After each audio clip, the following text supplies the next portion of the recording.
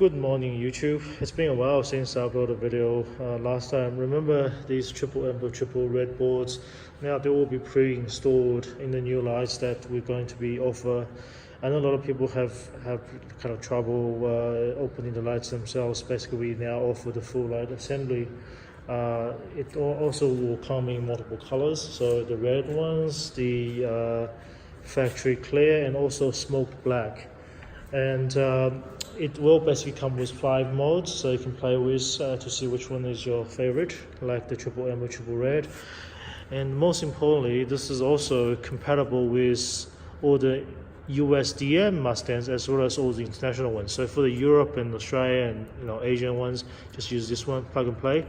For the American one, basically you take this adapter off, use a bigger plug, plus that there is an extra cable you run from the upper brake light into the you basically run from the upper brake light over here and then run into each of the light. It's all plug and play. It's all well designed harnesses, very simple.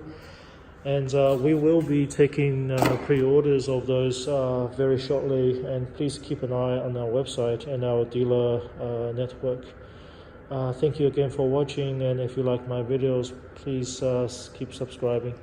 Thank you, and I'll talk to you guys next time.